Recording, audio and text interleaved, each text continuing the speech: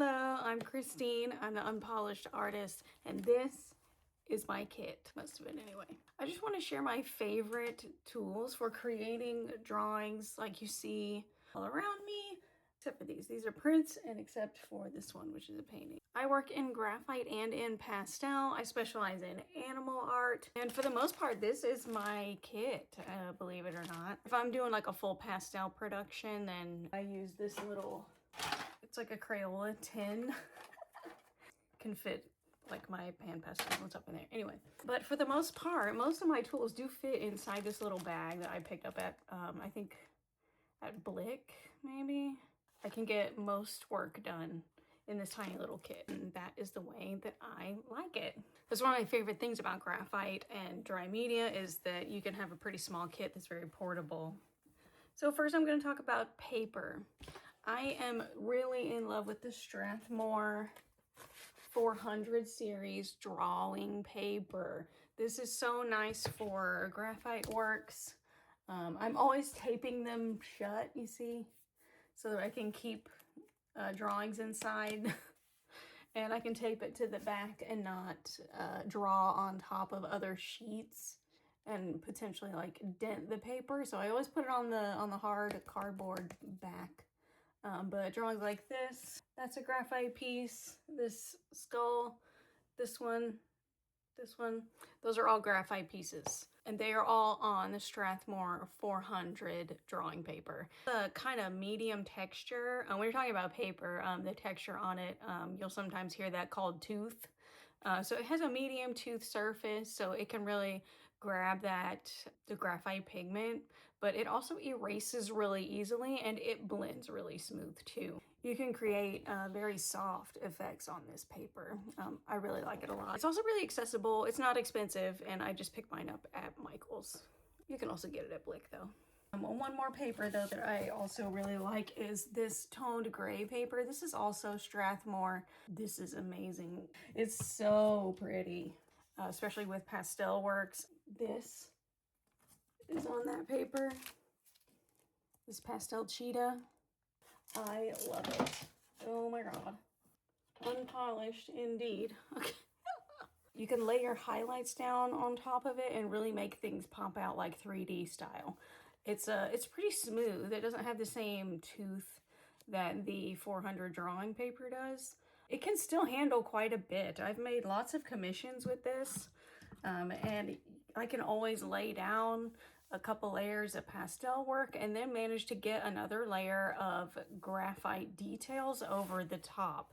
So even though it is smooth, it can handle a surprising amount of layers. And one honorable mention I'm gonna throw out here is the Arches hot press watercolor paper. This is pretty heavy, 300 grams per square meter, 140 pound. You can get this at like 300 pounds, and that is really good too. But this is actually really good for drawing on and building lots and lots of layers. It can take a lot. So it has a really nice texture to it. It's also sort of a medium tooth surface, and yeah, you can just build and build and build and build on top of this. Like, I get it's watercolor paper, but like this can make some really beautiful drawings. Next, pencils. I don't use wood case pencils very much. I prefer mechanicals, like to the moon and back. I love mechanicals, especially when you're doing like a big piece or just really in the zone. I don't want to have to stop and sharpen. My favorite mechanical pencil is this one from Sakura Pencils, the Sakura 127, 0.7 size. 0.7 is my preferred size. I don't know why. My hand just really likes the 0.7. This is a perfect little pencil. I've been using it for like 4 years, still going strong, no problems at all. And the eraser is really good too. If you can't find those, get yourself some of these. This is the Pentel Graph Gear 300. You can get a pack of these. This is the 0.5, the 0.3, and the 0.7 size. These are really, really good. I've also had these for about 4 years, and they're great. They also have a pretty good eraser. Not as good as one that I'm going to be mentioning in a minute, But these are really good little workhorse pencils. I use them all the time. Yeah, they're really cheap, easily available. I think I got this one from Michael's, but you can order multiples like on Amazon or something. But like these, I love them so much. And I will caution you, the brand Pentel that makes these, they also make a professional drafting pencil that is, it was such a pleasure to use. I treated myself to it after I made like a big commission. I was like, I'll get myself a $9 professional drafting pencil. And I didn't even have it for a year before it literally broke.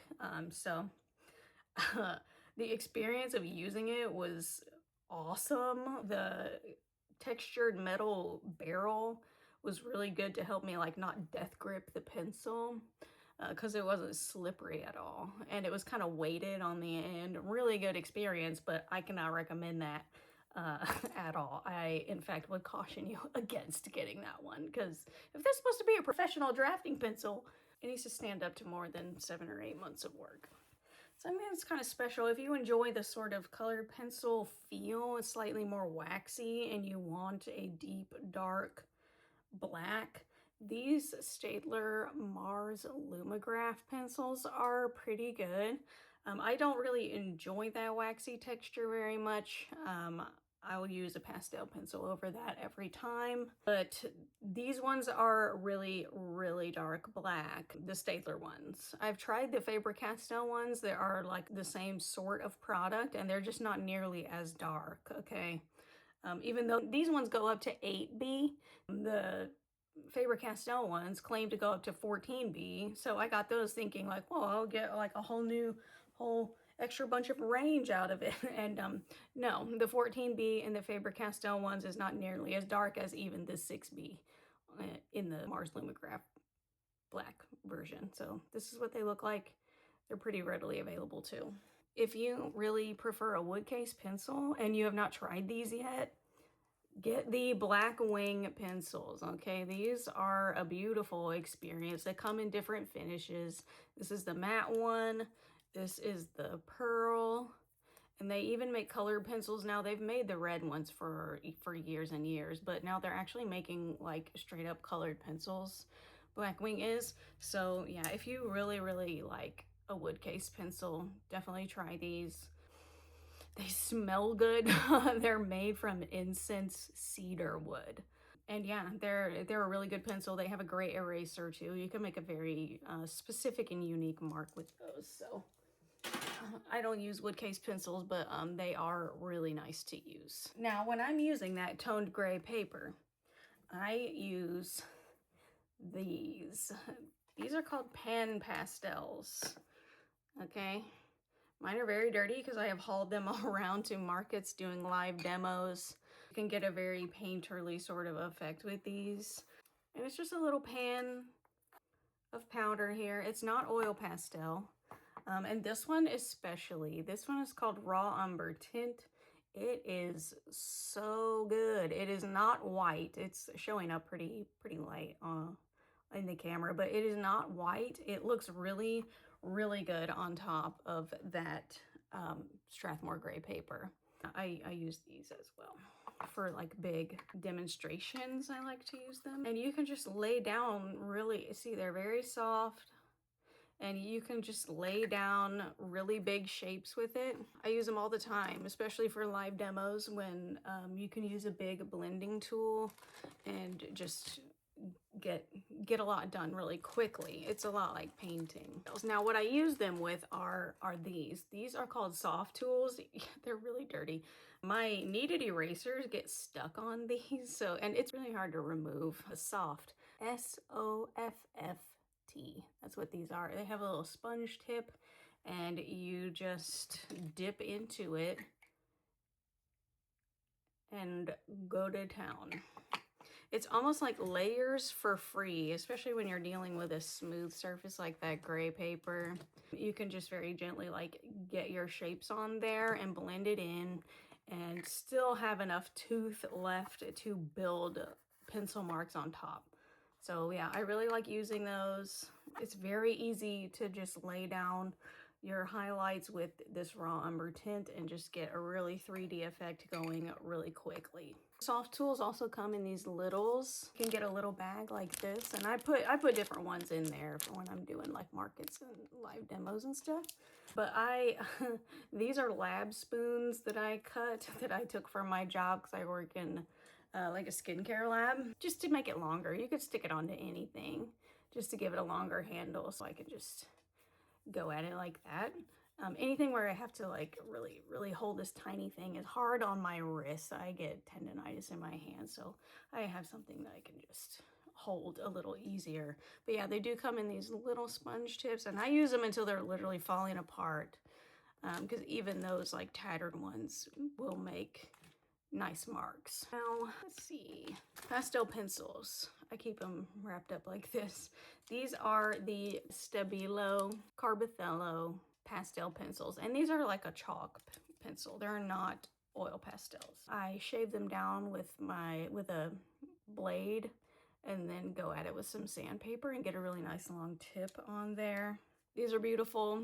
This one here, this is number 700. It matches up like almost perfectly with that raw umber tint pan pastel. They look very similar. And I use a range of grays. I have a lot of colors, but I don't really work in color a whole lot. So I just have like my range of grays and a black and a white. And that's what I use. I use this black in graphite drawings too. Like I just did a demo. Of this nose study, and this is graphite and black pastel pencil. You can create some really beautiful depth with the black. I use this a lot. Now for blending, yes, I talked about the soft tools with the pan pastels. Also use paintbrushes. The larger one is a number 6 round, and this is a number 4 round, and I cut the ends off so that they would fit into my little kit there. These stiff brushes, you can really push the pigment around and get a really smooth blend. These are great. I use them all the time. They're just the Artist Loft ones. There's nothing really special, just as long as you get like the stiff ones, whatever shape you desire. I learned about using these from the great Kate Zambrano. She actually did like a collaboration with a brush company. I don't know, I can't remember what it's called. So I was like, I'm just gonna get the same size, shape, and that's what I did. So it's just a number 6 and a number 4. You want to get a stiff brush. That really helps pushing that dry powder around. It gives a really beautiful effect, really soft. Let's talk about eraser. If you have not used a kneaded eraser before, then you're really missing out. Try to keep them covered. And I only use like part of it at a time. And see how stretchy? You stretch it around to warm it up, and then you can just tap over your drawing to lift highlights out. It's so awesome. Like, the kneaded eraser is like one of the best art inventions ever invented. It's so good. You can mold it into any shape that you want to create like any shape highlight that you want. And my favorite one is the Prismacolor one. Prismacolor. This will not smudge your paper. I've had kneaded erasers smudge my paper before. It will not do that, and it also lifts like really strongly. Like, it will pull like a really bright highlight out. Another eraser, especially if you want to draw animals or hair of any kind, is this. This is the Mono Zero eraser by Tombow. And see how teeny tiny it is? You can pull the like fur texture out, like let me see.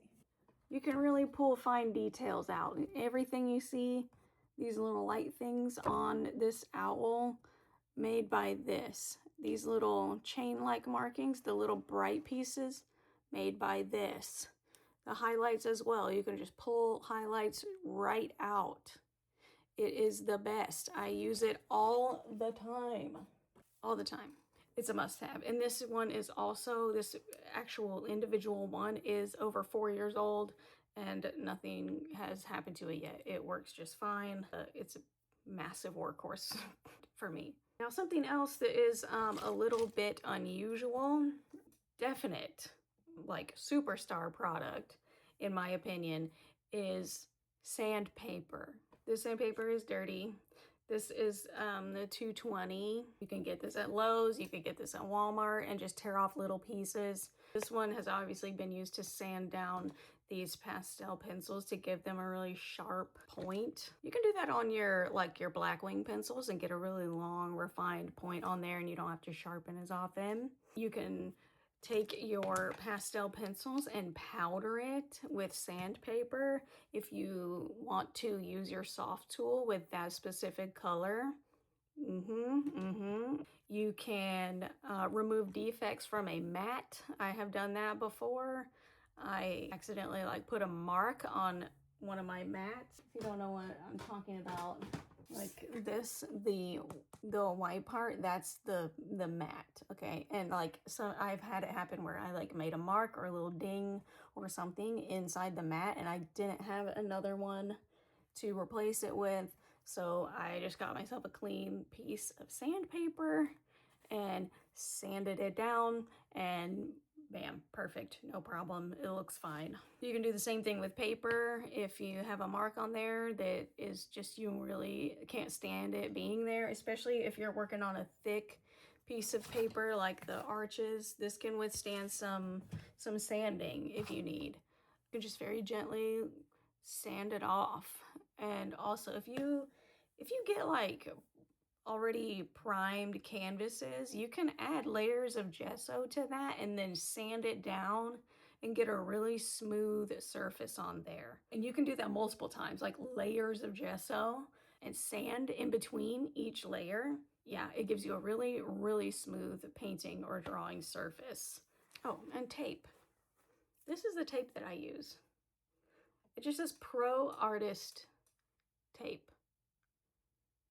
That's what it says. I find this, you can see that sticker in there that says Starlandia on it. We have basically an art thrift store in the next city over, and I go there sometimes and find these rolls. This is not cheap. Each roll of these retail is like $14, but I use way too much tape to pay that, so I find the discounted ones, like the already used ones, and get them for cheaper. And yeah, this is perfect. It's the best tape, my favorite. So that is pretty much it. That's what's in my drawing kit. That's what I use most often, and yeah, most of it fits right in here, except for the pan pastels, but